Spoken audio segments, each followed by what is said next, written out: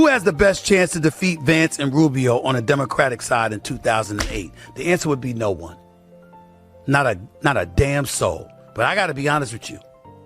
If this Israel-Hamas deal comes out to be more positive than anything else, I don't think anybody's going to be able to compete with Marco Rubio, who Trump called maybe the greatest Secretary of State in American history. Marco Rubio gets things done. He's a former senator. He's now Secretary of State and National Security Advisor. He is no joke. I'd put him above Vice President Vance, I can tell you that much.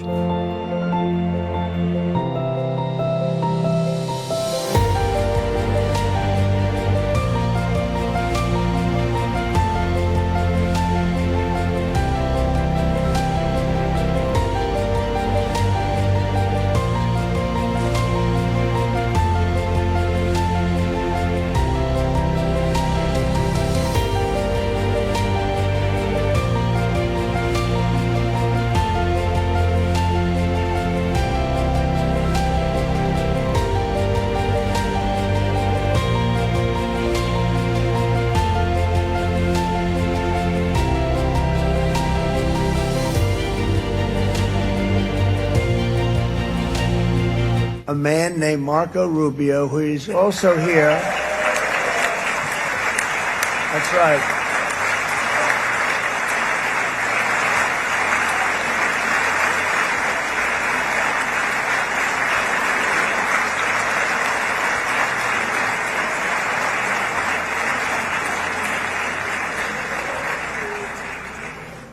And I have a prediction that Marco will go down, I mean this, as the greatest Secretary of State in the history of the United States. I believe that.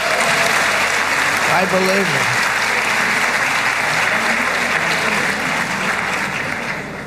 believe it. And he and I, we really fought it out. You remember, he was tough. He was nasty. Who the hell thought this was going to happen, Marco, right? And now I'm saying he's going to go down as the greatest. He will.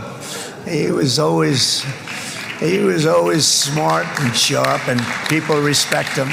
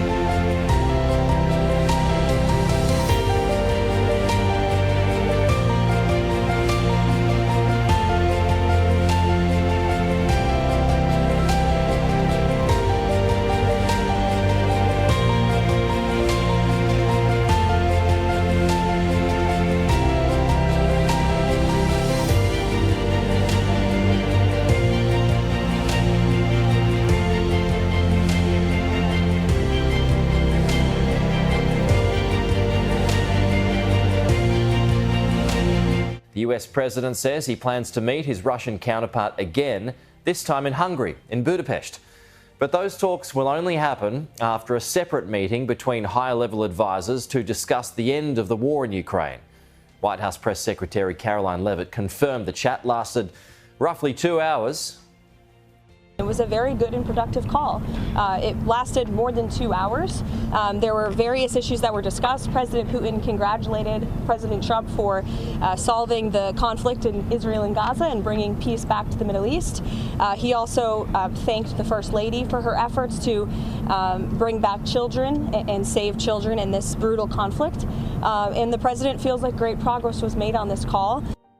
David Blevins has more on that phone call now from Washington, D.C. Yes, good and productive. That's the readout from the White House press secretary in the last few minutes. And we do now have the words of President Donald Trump himself. He's posted on Truth Social in relation to that lengthy conversation with Vladimir Putin. And this is what Donald Trump is saying. I have just concluded my telephone conversation with President Vladimir Putin of Russia, and it was a very productive one. President Putin congratulated me and the United States on the great accomplishment of peace in the Middle East, something that he said has been dreamed of for centuries. I actually believe that the success in the Middle East will help in our negotiation in attaining an end to the war with Russia-Ukraine. President Putin thanked the First Lady, Melania, for her involvement with children. He was very appreciative and said that this will continue. We also spent a great deal of time talking about trade between Russia and the United States when the war with Ukraine is over.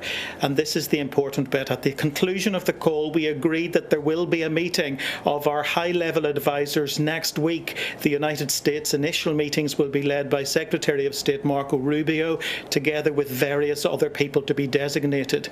A meeting location is to be determined. President Putin and I will then meet in an agreed-upon location, Budapest, Hungary, to see if we can bring this inglorious war between Russia and Ukraine to an end. President Zelensky and I will be meeting tomorrow in the Oval Office, where we will discuss my conversation with President Putin and much more. I believe great progress was made with today's telephone conversation. So the President, very buoyant, it would seem, off the back of that call with his Russian counterpart, confirming that there's going to be a meeting between high-level staff from both sides, and then confirming that there will be a meeting again between him and President Putin. They last met back at the Alaska summit in August, of course. Now, the outcome of this telephone conversation will, I think, cause alarm in Ukraine, because tomorrow President Zelensky is due at the White House, and we know what's on the agenda. Ukraine is seeking access to Tomahawk cruise missiles to strengthen its position in the war.